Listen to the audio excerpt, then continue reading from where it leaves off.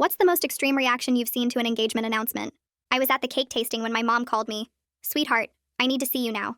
I just got back from Dr. Pitt. I froze, vanilla buttercream still on my tongue. Mom, what's wrong? I have stage 4 pancreatic cancer. 2 months, maybe 3 max. Jack grabbed my hand under the table. I noticed the bakery owner discreetly stepping back, but he wasn't surprised. Amy, you need to cancel this wedding. I won't make it to June. Her voice was so calm, like she was discussing weather. Mom, we can move it up. No, cancel it. This 3-ring circus you're planning? I need my daughter, not a party planner. Unless watching me die alone is worth your perfect Pinterest wedding. I froze, thinking about all the times she'd been dying before. The heart attack during my college acceptance. The stroke before my job interview in Tokyo. The lupus diagnosis when I started dating Jack. But this time felt different. She sounded satisfied. Jack squeezed harder. Tell her we'll come by tomorrow. I heard that, Mom snapped. Keep your husband away from me, Amy. This is family time. 3 weeks later, I was at my final dress fitting when she collapsed. The other brides in the boutique screamed. My vision. It's the tumor pressing. She grabbed my hand, her grip surprisingly strong. Cancel the wedding or bury me in my mother of the bride dress. The seamstress called 911 while I held Mom's head in my lap. Ivory tulle pooling around us like snow. When we finally got to the hospital, Dr. Pitt looked confused. I'm sorry, I don't have a Linda Bennett in my system. You must, I insisted. You diagnosed her 3 weeks ago. Pancreatic cancer. He typed again. No record. And I was on my honeymoon 3 weeks ago. My stomach dropped. The room started spinning. Mom's eyes fluttered open just as Jack arrived with his laptop. Amy, sweetheart, I need to show you something, Jack said quietly. Show me what? He turned his screen toward me. It was security footage from Mom's apartment building. The day she claimed to see Dr. Pitt. She never left home. I can explain. Are you faking cancer to control my wedding? My voice came out in a whisper. Not faking. Mom tried to sit up. I mean, maybe exaggerating. Exaggerating terminal cancer? That's when the monitors started going crazy. Mom's face went gray. Wait, the ER doctor said, running in. We're seeing something on the CT scan. 2 hours later, a different doctor, Pitt, Dr. Katie Pitt, delivered the news. Your mother has a grapefruit-sized tumor in her pancreas. Stage 4. Likely been growing for at least 8 months. Mom laughed. You're joking. I'm afraid not. But according to your medical history, you were diagnosed at St. Mary's 6 months ago. It's all here in the system. You never came back after the initial consultation. Can you explain why? The room went silent except for the heart monitor. Even the busy ER seemed to pause around us. Mom? I touched her hand. You knew you had cancer? Her face crumbled. 6 months ago. Right after you got engaged. She looked at Jack with pure hatred. Mom, why would you refuse treatment for cancer? Her face crumbled. Because if I got better, you'd leave me. The words exploded out. Don't you see? Every time you tried to leave college, Tokyo, now him, she pointed at Jack. I got sick and you stayed. But this time, if I used the cancer and then got treated, I'd get better. And then what would I have? So you just decided to die? Jack asked with his eyes widened. I thought I had time. I was going to use the cancer to stop the wedding. Then after you canceled it, start treatment. Blame the doctors for misdiagnosing how bad it was. And I'd never leave because I'd almost lost you. I finished, numb. But it spread faster than they said it would. Mom whispered. By the time I realized I'd waited too long, that's when the door opened. A man walked in carrying medical files. I recognized him instantly. Hello, Amy. My dead father stood in the doorway. Mom went white. Jack dropped his laptop. The crack of the screen breaking echoed through the room like a gunshot. And I suddenly understood why Mom had been so desperate to stop this wedding. My father's hair had gray in it now, but his eyes were the same brown I remembered from childhood photos Mom hadn't burned yet. The heart monitor next to Mom's bed started beeping faster and faster until the sound filled the whole room like an alarm.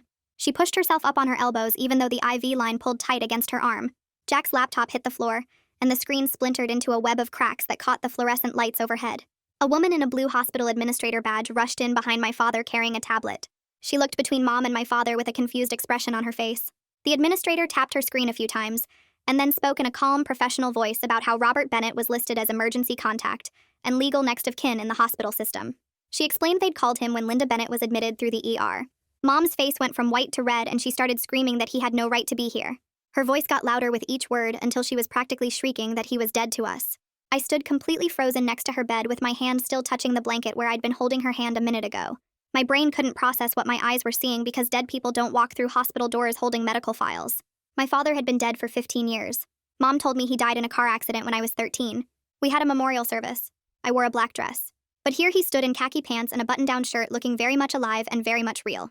2 security guards in navy uniforms appeared in the doorway behind the administrator. One of them spoke into his radio while the other held up both hands in a calming gesture.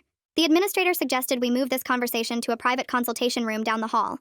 She said it would be better for everyone if we could discuss the situation away from the busy ER area. My father nodded slowly and said he would wait outside while they got Linda stabilized. He backed out of the room without taking his eyes off me.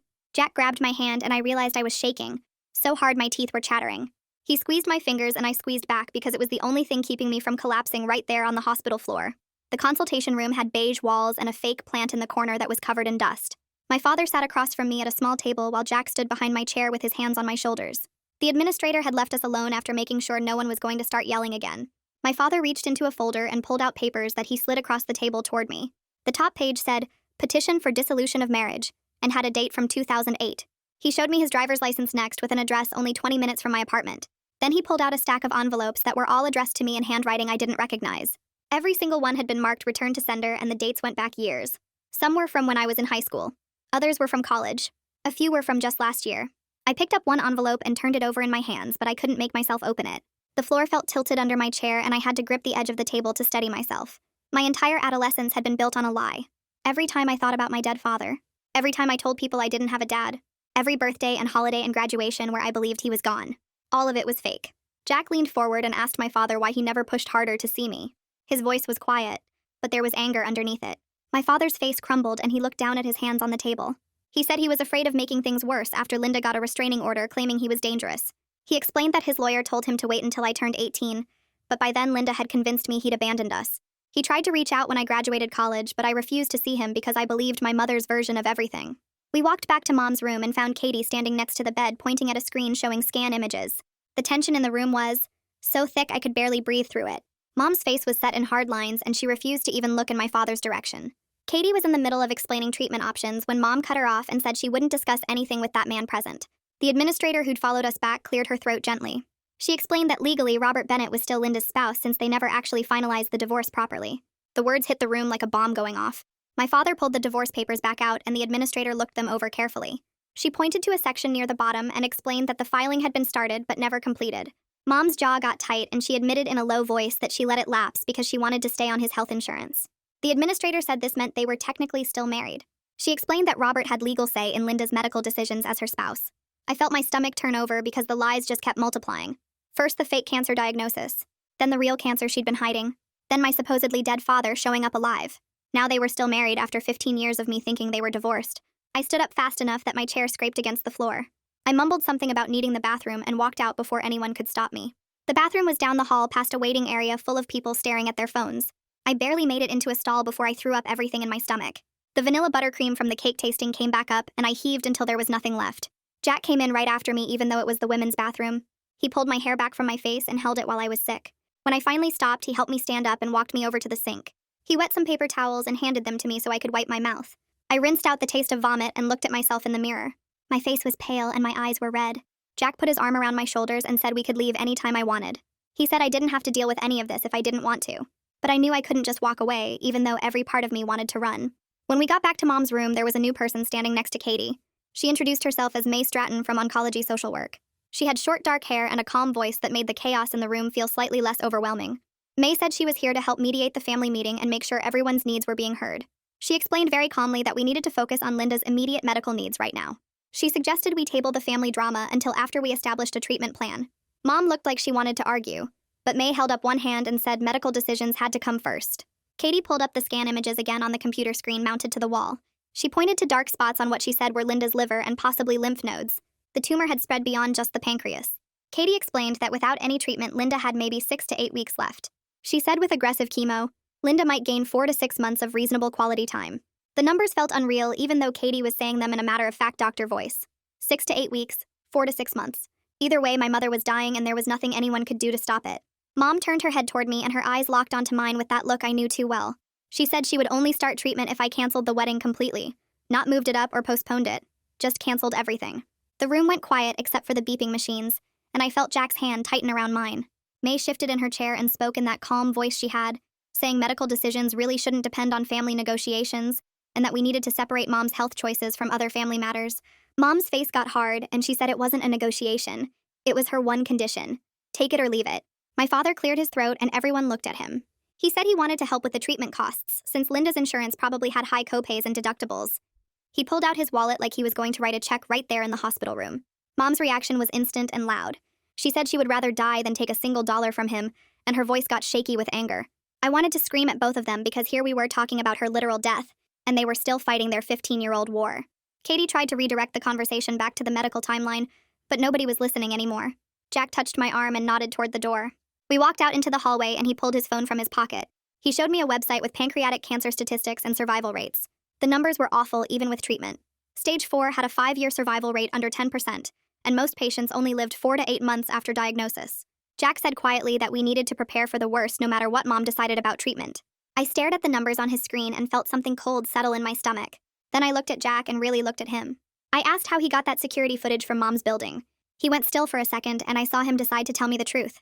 He said he asked the building manager for it. I asked when, and he admitted it was 2 weeks before Mom even collapsed at the dress fitting. He'd been investigating her because he was worried about the manipulation and wanted evidence in case things got worse. My brain felt fuzzy trying to process this. Jack had been secretly checking up on my mother, gathering proof of her lies, and he never told me.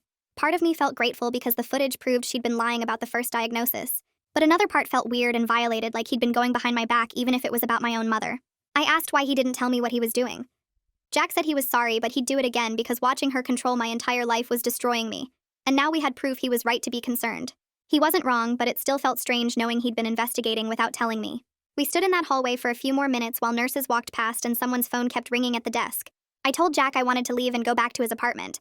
I couldn't be in that hospital room anymore with my dying mother and my supposedly dead father fighting over money and my wedding. We took the elevator down and walked to his car in the parking garage. The whole drive back to his place, I stared out the window watching the city go by and not really seeing any of it. When we got inside his apartment, I finally let myself fall apart. I sat on his couch and started crying for the first time since this whole mess started. Everything I thought I knew about my family was completely fake. My father wasn't dead. My mother had been lying to me for 15 years about him. She'd known about her cancer for 6 months and deliberately didn't treat it so she could use it to control my wedding plans.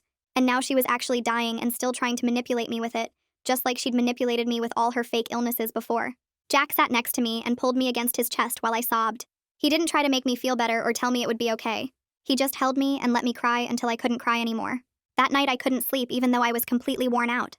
Jack was asleep next to me, but I was wide awake staring at the ceiling. I picked up my phone and started scrolling through old photos.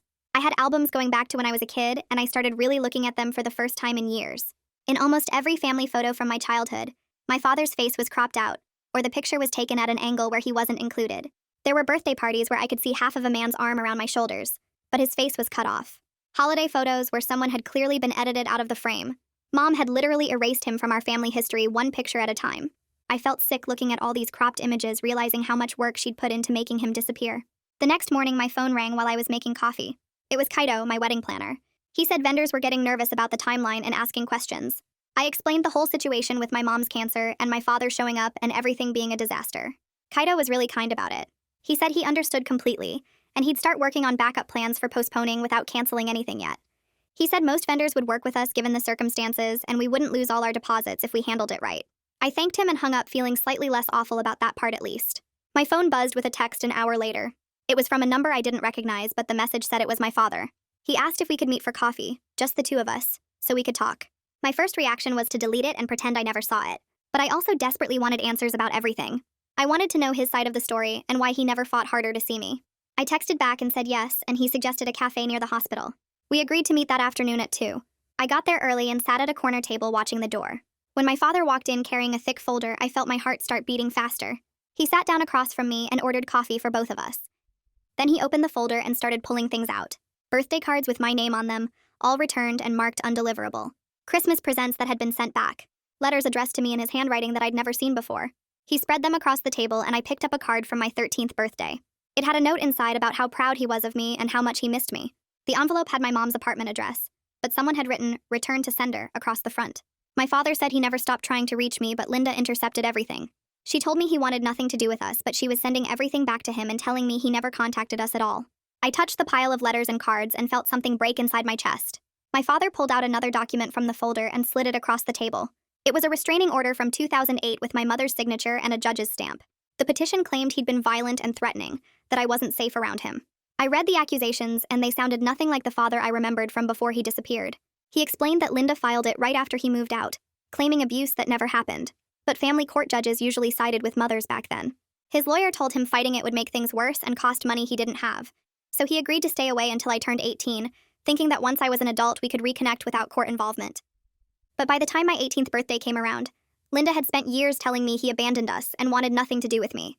He tried calling me at college, but I refused to answer because I believed her version where he was the villain who left us. He showed me phone records from 2015 with dozens of calls to my dorm number, all unanswered.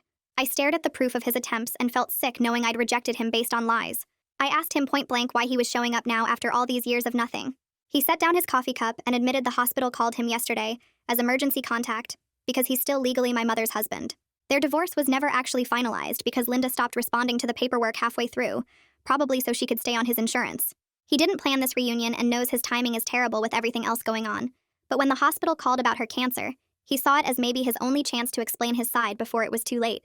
He said he's been waiting 15 years for an opportunity to tell me the truth, and he couldn't let this moment pass, even though he knew it would complicate an already awful situation. I wanted to believe him, but I also couldn't just erase a lifetime of thinking he was dead based on one conversation and some documents that might be fake for all I knew. I told him I needed time to process everything, and couldn't just accept his story right away after spending 15 years believing he was dead. He nodded and said he completely understood and wasn't expecting me to trust him immediately. He pulled out his phone and typed his number into my contacts, then wrote his address on a napkin and slid it across the table. He said there was no pressure to use either one, and I could reach out whenever I was ready, or never, if that's what I decided. He stood up to leave and touched my shoulder briefly before walking out of the cafe, and I sat there staring at the pile of letters and documents spread across the table, feeling like my entire history had been rewritten in the span of an hour. When I got back to Jack's apartment that evening, there was a voicemail from my mother on my phone. I almost deleted it without listening, but something made me press play. Her voice came through the speaker saying she'd decided to start chemotherapy, but only if I promised to keep my father away from her and never see him again. She said if I chose him over her, she'd refuse treatment and it would be my fault when she died. I was so tired of the manipulation that I actually hovered my finger over the delete button. But then I thought about how she really was dying this time and saved it instead, even though every word made me want to throw my phone across the room. Jack came out of the bedroom and saw me standing in the kitchen holding my phone. He asked what was wrong and I played him the voicemail.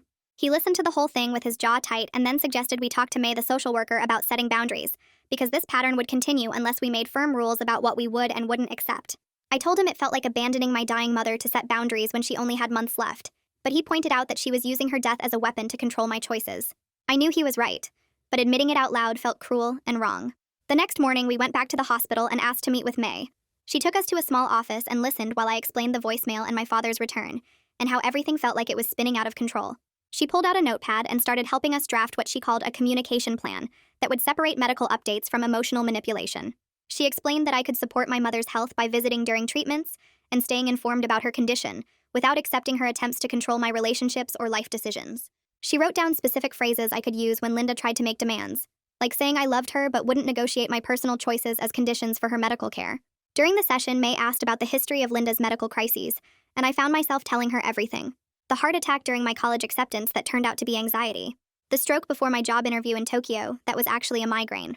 The lupus diagnosis when I started dating Jack that 3 different doctors said she didn't have. Saying it all out loud to someone neutral made the pattern impossible to deny anymore. I'd spent years making excuses for her and rearranging my life around her emergencies, and now I could see how she'd trained me to drop everything whenever she claimed to be sick. May listened to the whole story and then gently suggested that Linda had been using medical crises as a form of coercive control for years. She said it was a recognizable pattern where parents manufacture or exaggerate health problems to keep adult children from separating and living independent lives. She recommended I start seeing a therapist named Ren Sutton, who specialized in family enmeshment and boundary setting with manipulative parents. She wrote his name and number on her card and said he had evening appointments available if I wanted to call him. I took the card and put it in my wallet knowing I probably needed therapy, but also feeling guilty for seeking help to deal with my dying mother.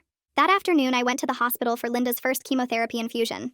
She was already hooked up to the IV when I arrived, and she barely looked at me when I sat down in the chair next to her bed.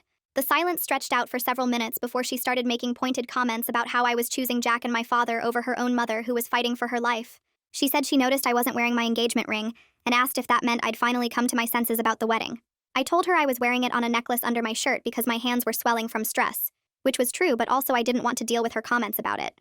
She asked if I'd thought about her offer to start treatment in exchange for keeping my father away, and I said I wasn't going to negotiate those terms because her health decisions shouldn't depend on controlling my relationships. A woman in scrubs knocked on the door and introduced herself as Diane Peterson from Patient Advocacy. She said she needed to discuss advance directives and medical proxy paperwork with Linda while I was there. Linda immediately perked up and announced she wanted me as her medical proxy, which meant I'd make healthcare decisions if she couldn't. Then she added that I'd have to prove my loyalty first by canceling the wedding completely and cutting off contact with my father. Diane looked uncomfortable and started to explain that medical proxy designation shouldn't have conditions attached. But Linda talked over her, saying it was her right to choose who she trusted with her life. I stood up and told her I wasn't negotiating my life choices in exchange for medical proxy status, and if she wanted to give it to someone else, that was her decision to make. Linda's face went white, and she looked genuinely shocked that I was pushing back instead of immediately agreeing to her demands like I always had before. For a second, I saw something different in her eyes, something that looked like actual fear instead of the usual guilt trips.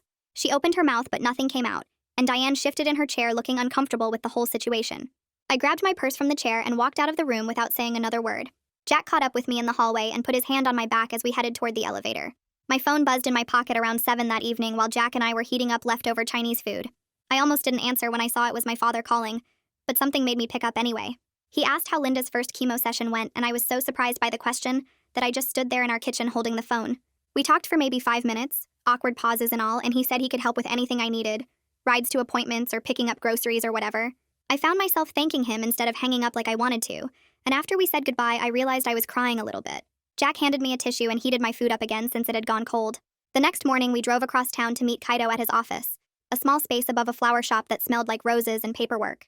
He spread out our vendor contracts on his desk and started going through options with a yellow highlighter, marking which ones had flexibility built in. Kaito showed us a timeline where we could move everything back 6 months and only lose about 30% of what we'd already paid.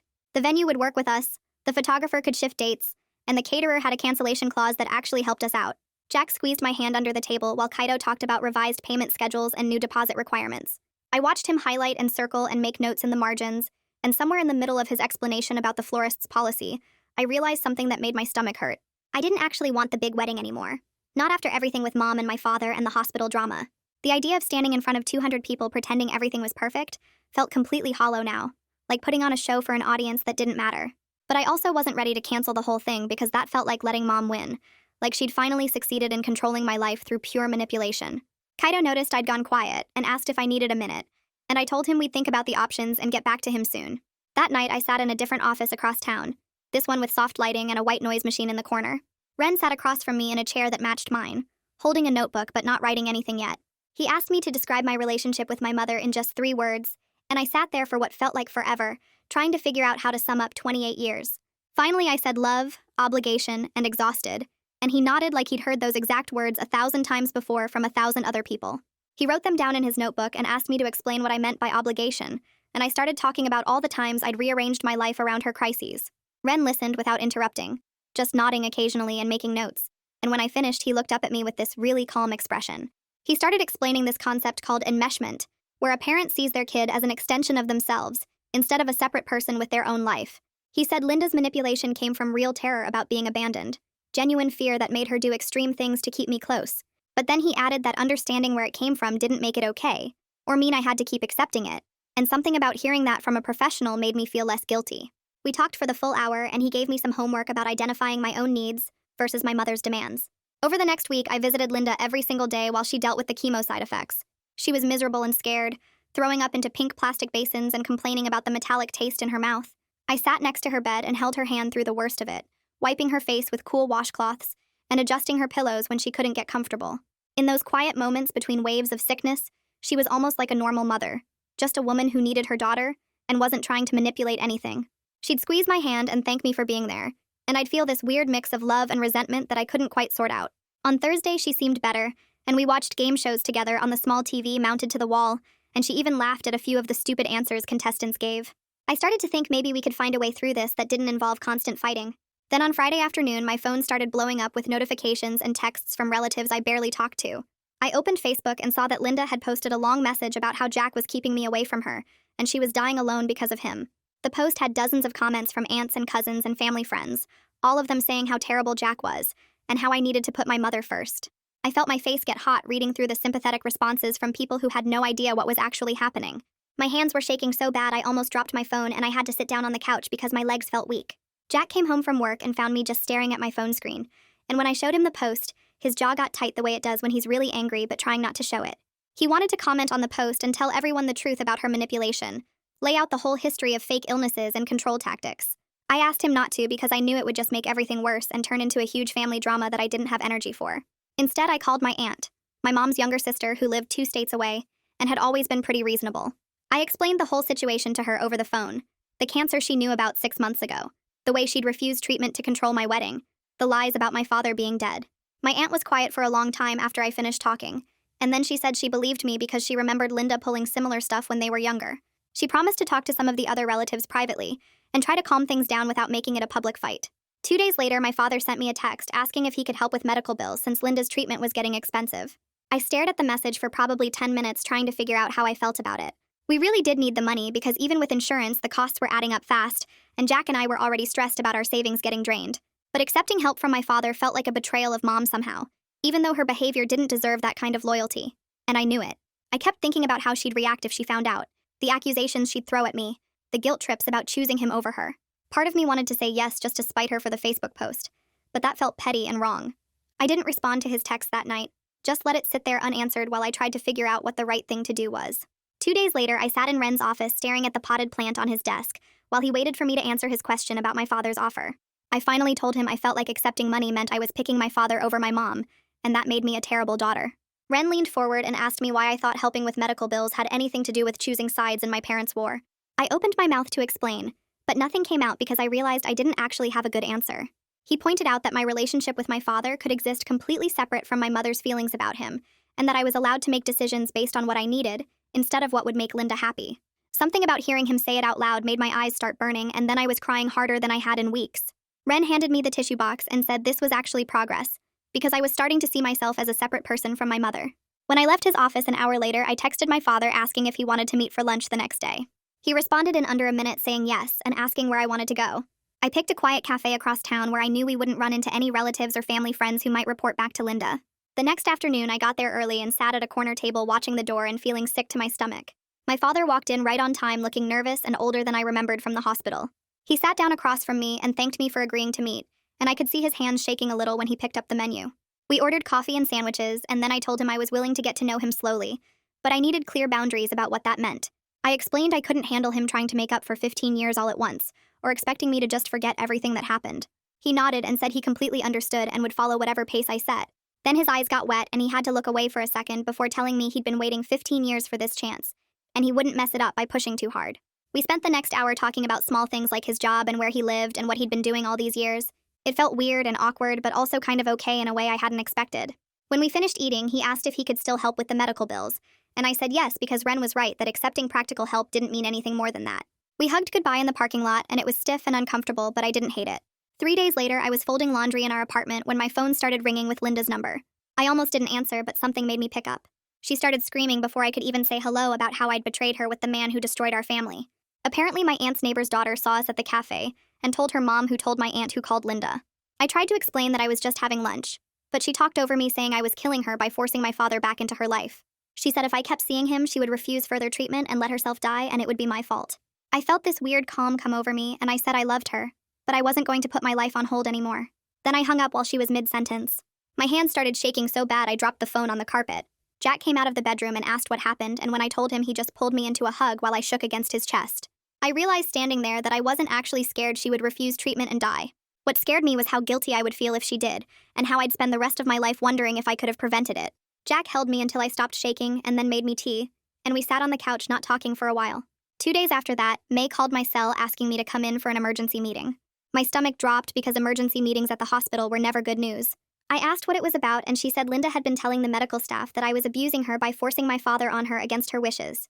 May said she knew this wasn't true based on our previous conversations, but the hospital had to document these kinds of claims.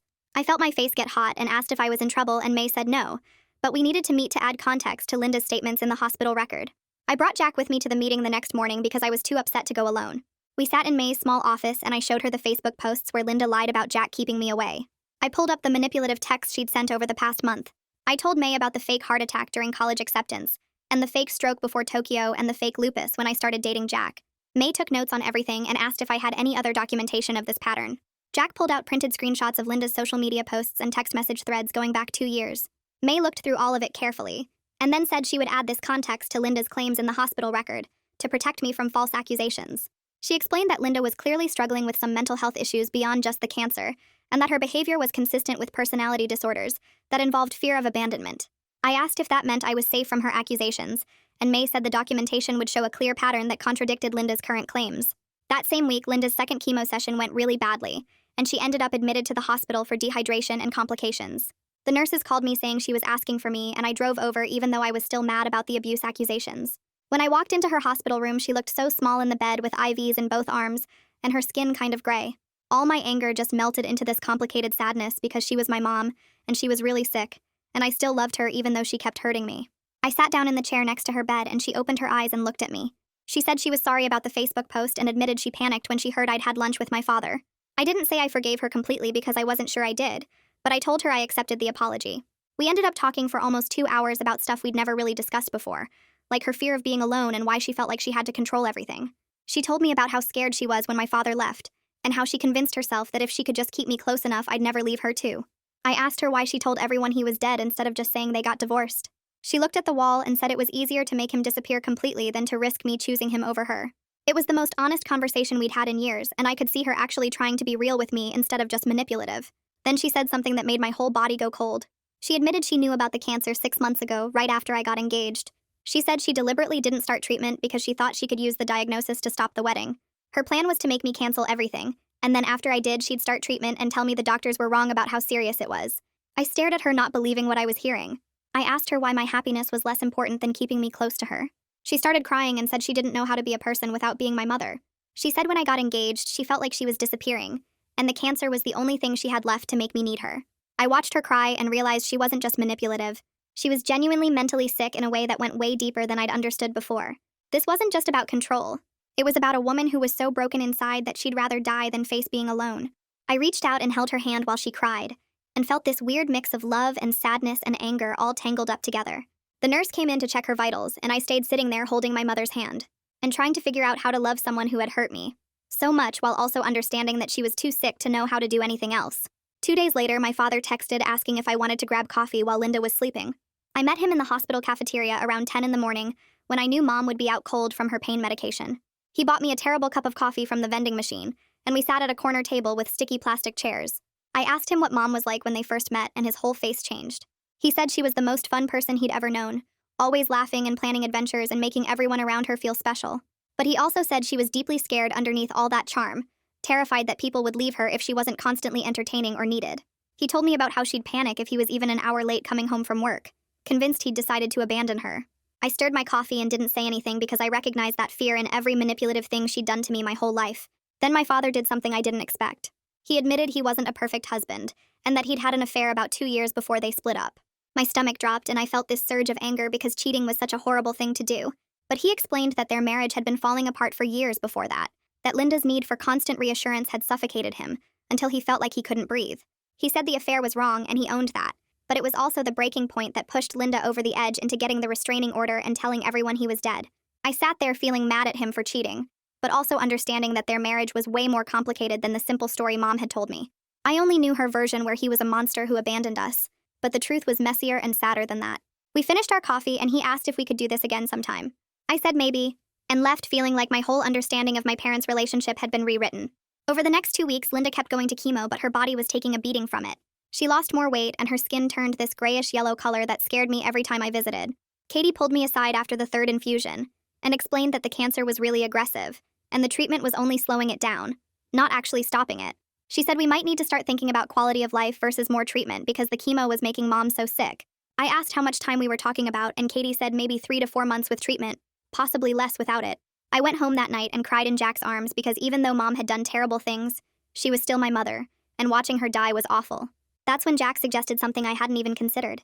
He said we should just get married at the courthouse with 2 witnesses and keep it completely separate from all Mom's drama. We could postpone the big celebration forever if we needed to, and just focus on making our actual commitment to each other. I loved the idea immediately because it felt like taking back control of something that had become entirely about my mother's manipulation. We decided to do it, but not tell anyone except the people who absolutely needed to know. The next morning, I called Kaido and explained our plan. He was completely understanding and said he'd help us get partial refunds from the vendors who were willing to work with us on the cancellation. We ended up losing about 30% of our deposits, but saving most of the money, which we desperately needed because Linda's medical bills were piling up fast. Kaido was so professional about the whole thing, and even sent us a card saying he hoped we'd celebrate properly when the time was right. I felt grateful that at least one part of this nightmare wasn't turning into more drama. Jack and I picked a Tuesday morning 2 weeks out and asked his brother and my cousin to be our witnesses. We didn't tell Linda because I knew she'd find some way to ruin it, or make it all about her suffering. The morning of the wedding, I put on a simple blue dress I already owned, and Jack wore the suit from his closet.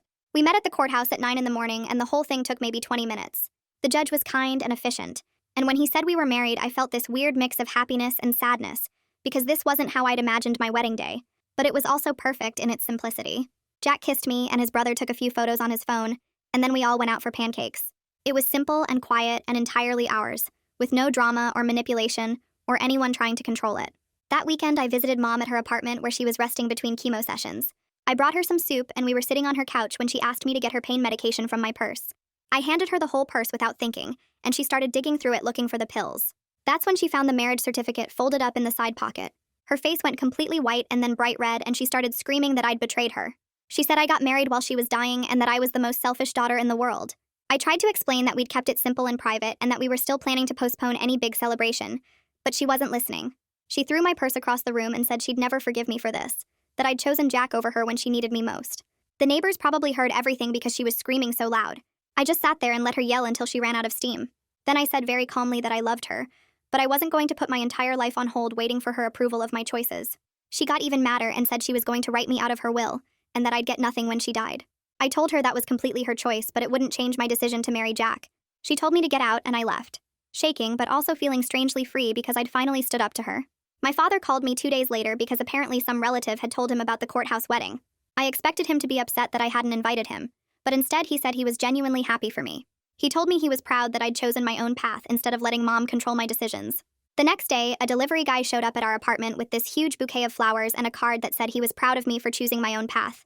I sat on the floor holding that card and cried because it was the first time in my life a parent had celebrated my happiness, instead of trying to manipulate it.